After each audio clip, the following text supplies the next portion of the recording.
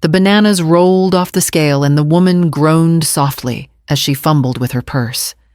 She had one of those battered floral wallets, the kind with a broken zipper and too many loyalty cards.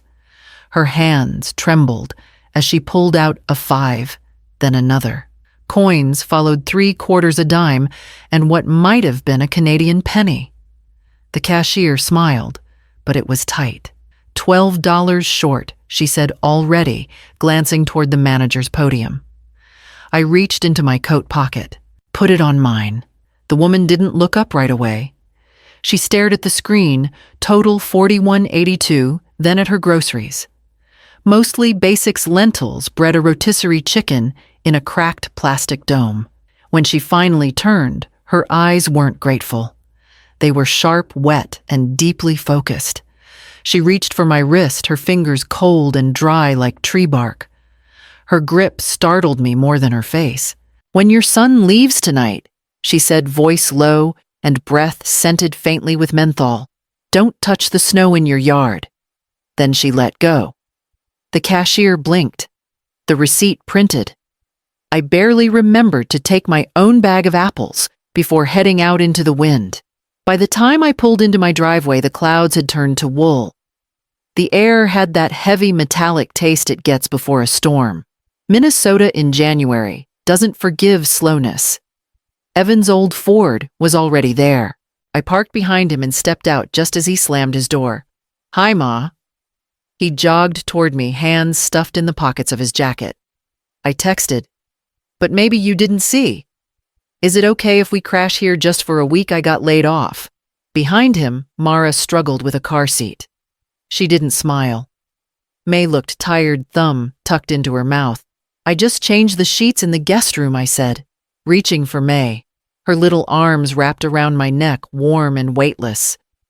Inside, Evan set their duffel down by the stairs. Mara walked straight into the kitchen and opened the fridge. She ran her fingers along the shelf, then glanced at the cabinets. "This place is quaint." I took May's coat, shook the snow from the hem, and hung it on the hallway hook. Evan flopped onto the couch like he'd lived here all year. "Just a week, Ma."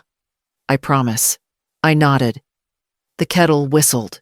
My hands moved on their own 2 mugs, a bag of chamomile, and the sugar jar with the cracked lid. Outside, a few early flakes floated past the kitchen window, gentle and silent. Somewhere behind me, a voice echoed in memory, rough and certain. "Don't touch the snow." The teabag string slipped into the mug. I let it. Upstairs, the guest room door creaked open, and I began folding the extra blanket for the couch. The first Monday passed with a flurry of snow and Evan's muddy boots in the hallway. By Friday, I had folded and refolded the same dish towel 3 times, waiting to ask if they'd looked into apartment listings. Evan waved me off. "Next week. I've got a call with a guy from Duluth." That call never came. The guest room became the room. Mara's scented lotions lined my bathroom counter. Evan's razor buzzed in the mornings, clogging the sink with bristles. May's tiny socks turned up in the laundry chute. I didn't mind those. I kept telling myself it was temporary. 3 weeks in, I came home from the co-op to find the Wi-Fi down. I reset the router. Nothing. Upstairs, Mara was curled up on the bed, with her tablet legs wrapped in my old quilt. "Did the internet cut out?" I asked, stepping into the doorway. She didn't look up. "Oh, I changed the password." Evan said the signal kept dropping. I held her gaze for a moment. "Can I get the new one?" She shrugged. "It's on the fridge." It wasn't. That night, I slept in the den. The couch cushions didn't quite line up anymore, one sagged, and the middle seam pressed into my spine. The baseboard heater ticked in the corner. The kind of tick that only keeps you company when no one else does. The next morning, I reached for my coat by the front door. It was gone. I found it in the garage, draped over a box of my gardening tools. Beside it were 3 plastic bins, labeled in Evan's handwriting, "Mom, seasonal misc, and donate my sweaters." My photo albums. The ceramic spoon Rest my sister gave me in '92. The words didn't come. I just stood there, the cold concrete biting through my slippers. Later that afternoon, while I folded May's leggings on the living room floor, I heard Mara in the kitchen on speakerphone. "Cardigans," she said, laughing into her coffee, "from like 2002. She wears them like they're heirlooms." My hands paused over the laundry pile. One of the cardigans was draped on the arm of the couch, green wool, with 3 mismatched buttons I'd sewn myself. May looked up from her crayons. "Grandma, why aren't you smiling?" I picked up the cardigan, smoothed the collar, and hung it carefully on the back of the closet door. The hallway smelled like burnt toast. No one had made any. I stood in the middle of my own home and felt like I had knocked, then forgotten to wait for permission.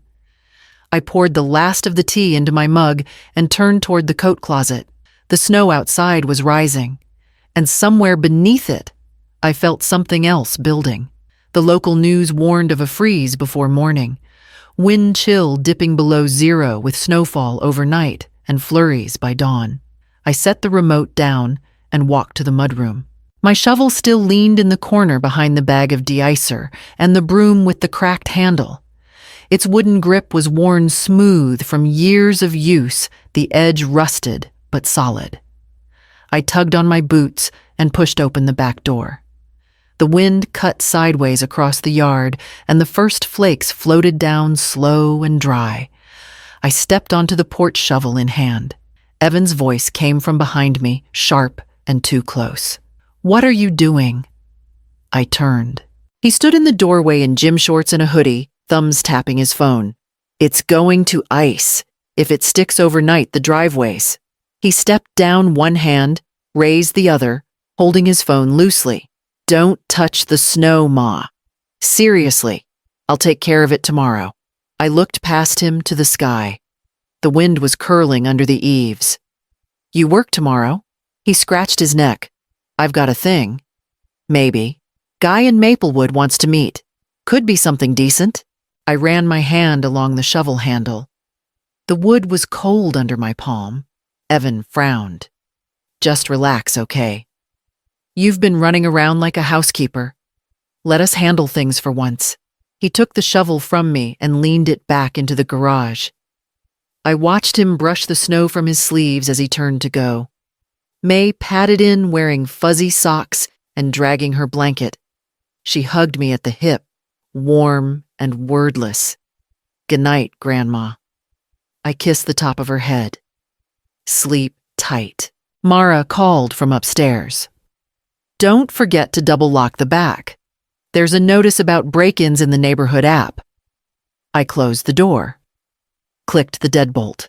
Later that night, I walked the hall barefoot. The thermostat was up too high again. Someone had pushed it to 75. I dialed it down to 68 and passed the window overlooking the yard. The snow had thickened. The porch light carved out a square of pale blue across the steps. No footprints, no shoveling. I stood there a while, one hand against the glass, waiting for a feeling I couldn't name. When none came, I pulled the curtain shut and turned off the light. Then I returned the shovel to its hook in the garage and laid a towel at the base of the door. Something about the way the flakes landed. They weren't melting. They were layering, holding something in, or hiding it. The morning air sliced straight through the seams of my cardigan. I pulled the front door open and blinked against the pale brightness. The snow had fallen steadily overnight. Unbroken sheets of white blanketed the lawn, the porch, the steps still and undisturbed, except for one set of prints. They were deep, dragging like someone heavy or limping, not boots, work shoes maybe. They started from the side fence, crossed behind the hedge, and curved slowly toward the back of the house, toward my bedroom window. I stepped out carefully, slippered feet, pressing down faint ovals in the fresh powder. The prints didn't go to the front door. They didn't even cross the yard like someone lost. They knew exactly where they were going. I followed them. The back gate hung slightly open, groaning in the breeze. A tuft of wool clung to the latch. I turned around. Every other part of the snow was untouched. No return trail, no kids, no deer. My chest tightened. I locked the gate and hurried back inside. The thermostat blinked 75 again. I turned it down. I moved room to room, checking the latches. Dining room unlocked. Kitchen unlocked. May's room wide open a crack. My old bedroom window, the one facing the trail, unlatched with the curtain twisted in the breeze. Nothing was missing. No drawers opened. No frames disturbed.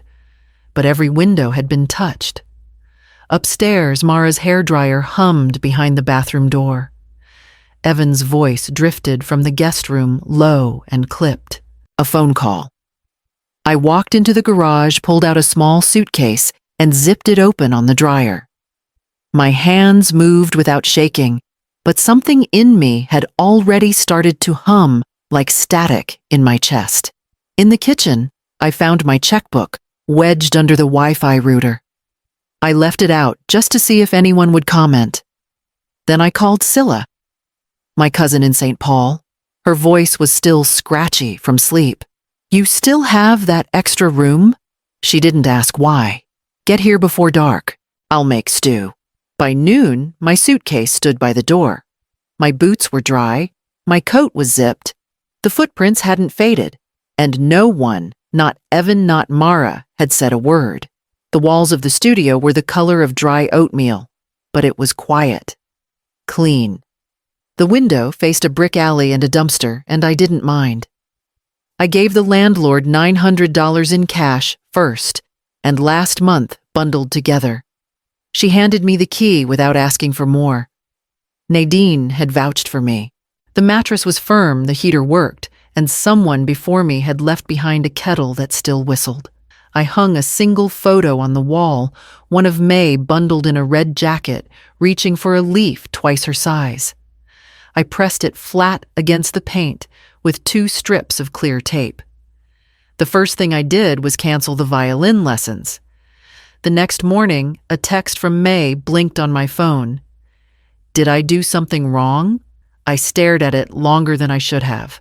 Then I silenced the screen and set it face down. At lunch, Nadine slid a thick envelope across the table. Her nails tapped once on the edge. "Laura looked into your accounts." I peeled back the flap.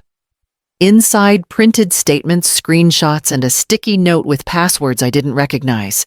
"Digital profile in your name," Nadine murmured, chewing on the edge of her straw. "Opened last spring. 2 accounts. Linked to your property tax ID." The documents didn't lie. Evan had set it up as a secondary user.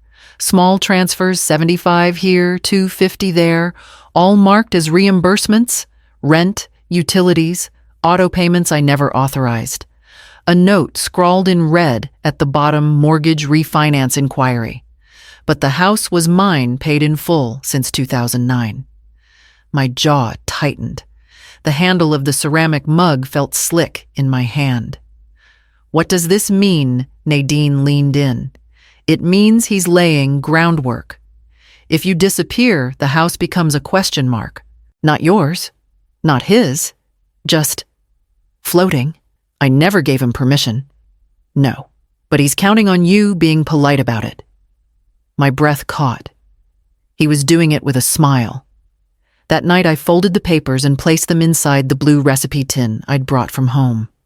Not for safekeeping, for remembering. Tomorrow I'd find a lawyer of my own. The woman at the bank clicked once, twice, then frowned at her screen. "That's strange. You've already submitted a digital authorization form for the mortgage refinance." I leaned closer. "I don't have a mortgage. The house is paid off." She tilted the monitor toward me. There it was, an uploaded power of attorney, dated 6 months ago. My full name forged signature, and Evan's name typed neatly below. I didn't sign that, I said flatly. Her voice dropped. "Do you want to file a fraud alert?" By the time I left, I had a new account number, a fresh checkbook, and a freeze on every auto payment linked to the old one. The house's tax ID was locked behind a pin I memorized twice. I closed the tablet and pushed it across Nadine's kitchen table. He tried to transfer the title using a fake POA. And he's been routing the quarterly taxes through my old account to make it look like he's the owner. Nadine didn't blink. You froze it. Everything. That afternoon, I sat with a county clerk named Dina, who wore long red nails and had zero patience for vague explanations. I showed her the deed, the alerts, the forged PDF. She reached under the counter, pulled out a black ink stamp, and pressed it to a fresh document. "Fraud flag applied," she said. "If anyone tries to move this property, the system will alert the recorder's office immediately." I signed the document. The pen shook only slightly in my hand. Back in the studio, I turned off my phone and turned on the kettle. When I finally reopened the screen, a message popped up from one of Mara's college friends. "Hey, is everything okay?" I scrolled through the link they sent. A public post still up. Some people can't handle sharing, especially when they were never meant to keep so much to themselves. Below it, a filtered photo of May, arms outstretched in the snow. My old driveway behind her, my porch, my wind chimes. The image caught in my throat. I closed the laptop and placed my hand over the recipe tin where I'd stored the papers. Tomorrow, I would call a notary. It was time to put the house in a trust. One they couldn't touch. The call came just after 5. I almost didn't answer. The number wasn't saved anymore, but I recognized the area code and the rhythm of the ring. I let it buzz twice more, then pressed the green circle and held the phone to my ear without a word. His tone was smooth, almost casual, like nothing had changed. "Hey, Mom. Just wanted to check in. You doing okay?"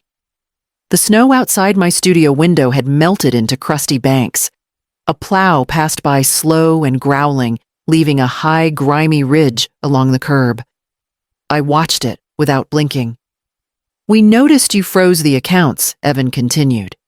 "Not a big deal, just, unexpected." The smile was there, woven beneath the words. That gentle, patronizing curl I used to mistake for kindness. I had to reschedule a few things. Property taxes, utilities, the violin scholarship. "You didn't need to." His voice caught. Or maybe I imagined it. "Is this about the house?" he asked. Still I didn't speak. A pause. A longer breath. Then the warmth dropped away like wet leaves sliding off a roof. "You said you'd shovel," he snapped. "You always shovel. If you had just done what you were supposed to, no one would have." The kettle on Nadine's stove started to rattle. I left it. "You ruined everything. Do you understand?" That his voice was rising. Now words faster clipped. "Do you even know how hard it is to—" I closed my eyes. Mara's voice, soft and smug, had once floated from the kitchen. "She still wears those cardigans from 2002. They'd both laughed. I hadn't said anything then. Now I did.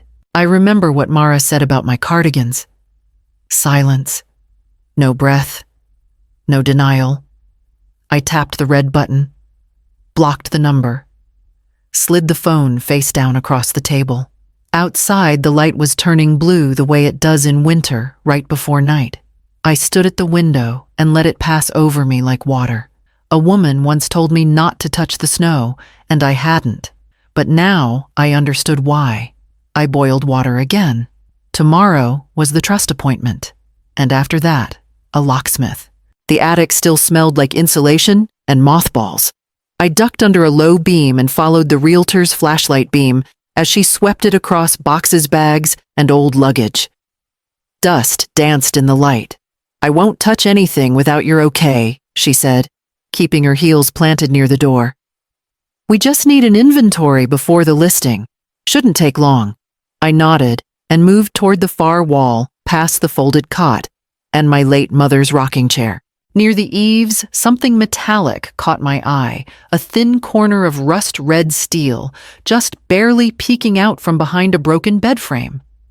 I pulled it forward. Heavy, locked familiar. The firebox. I'd last seen it a decade ago when Marlene had asked if I wanted him to move it to the basement. I told him to leave it. It wasn't in the way. Then I forgot it even existed. The key was still taped to the underside. My fingers shook as I slid it in. The latch clicked open. I sat down on a stack of old quilts and lifted the lid. The original deed. Crisp parchment with both our names in black ink, Leora M. Ellings and Marlon J. Ellings. No secondary owners, no co-signers, no liens. Beneath it, 2 faded land grant titles, one from his grandfather's plot up north, long sold but recorded. Another from a small strip in Ottertail County. I'd never even seen that property, but Marlene had insisted on keeping the papers. Folded between the titles was a pension note stamped in blue ink final amount, confirmed at $98,000 disbursed quarterly until termination, and 1 letter. The paper was cream-colored and soft at the edges, folded cleanly into thirds. In his handwriting, "In case they forget who built this house, remind them. You signed every check. You painted the walls. You kept the receipts. Don't let them erase you." I didn't cry. I didn't smile. I simply placed the documents into my leather satchel, zipped it, and stood. The realtor glanced over. All set. I nodded once. "Let's head down. I'm ready." That afternoon, I filed everything into a new irrevocable trust. My name only. Ownership. In writing. And this time, no one could touch it, not even the snow. The front porch had never been this polished. Fresh salt on the steps. A pot of red winterberries flanking the door. The realtor stood with her clipboard, smiling at the second couple of the morning as they made their way into the foyer, their boots leaving neat prints on the mat I'd once embroidered by hand. I stayed out of the way, standing near the fence, with a thermos of coffee, watching the neighborhood I'd walked for 30 years blur into movement cars, questions, hopeful glances at windows I'd washed 100 times. The sedan showed up just after 11. Black, newer model slow crawl. It idled across the street for a long while before easing to the curb. The passenger window slid halfway down. Mara. Hair curled, lip gloss too pale for her skin tone. Sunglasses perched uselessly on her forehead. Her voice barely carried. "You'd throw us out in the cold." She didn't step out. Just sat there with that sideways tilt of her head, like I owed her an answer. The realtor had sharp ears. She glanced at me once, then responded with a casual brightness meant for the entire street to hear. "You said she was too old to live alone." She agreed. Mara's lips parted, then tightened. The window slid up. The sedan rolled forward and didn't return. Inside, the last couple lingered in the kitchen. She was running her hand along the oak trim. He was staring out the window at the backyard fence. They spoke quietly, and when they emerged 20 minutes later, they weren't tourists anymore. That afternoon we signed. $612,000. No contingencies. All cash. The realtor hugged me. I didn't hug back. I was tired. My spine ached from standing all day. My voice was thin when I thanked her. The front door clicked behind us for the last time. I touched the trim once just under the lock. There was a dent there. Evan had made it once during a tantrum when he was 4. I used to trace it when I cleaned. I let my fingers fall away and turned toward my car. The keys to the studio were in my pocket, but I wasn't going there tonight. I was driving north, to Ottertail, to see a plot of land my husband never showed me, but always meant for me to find. The store near Lake Phelan always smells faintly of oranges and yeast. Tuesdays are quiet. Retirees with lists, young parents juggling toddlers, students comparing yogurt brands. I kept my cart, light green onions, a can of soup, 1 lemon. The shelves weren't in the same order as the one back home, but I'd learned my way around. Turning into aisle 6, I nearly walked past her. Same gray jacket. Same no-nonsense bun. The woman who'd once told me plain as daylight to go home and lock my door. She was stocking packets of beans into a tilted display bin. I didn't plan to stop. But something in me slowed. You were right. Her head didn't turn. She kept placing the package's fingers quick and practiced. I saw what you didn't, that's all. Then she moved on aisle 7 paper towels. I didn't follow. Back at my apartment, I peeled off my coat and laid the groceries on the counter. The window above the sink looked out toward the lake, its surface iced over in quiet folds. My space was small but full of light. I'd hung wind chimes on the balcony last week. Nadine said they were too loud. I liked them anyway. Around 5, there was a knock. No one ever came without texting first. At the door sat a small black case. Worn but clean. The handle frayed just a bit the way I remembered it from weeks of pickups and lessons. A folded note was tucked under the zipper. Thank you for everything, Grandma. No signature. Just that one line. I brought it inside and set it gently on the table. The bow still nestled inside. Rosine still packed in the corner pouch. Her name was still written on the tag, but a new address label had been added beneath it, an address I didn't recognize. The kettle began to boil. I turned it off before it screamed. I didn't cry. Not then. I opened the balcony door instead. The wind came in cool, fresh off the frozen lake, and for the first time in months, I left it open.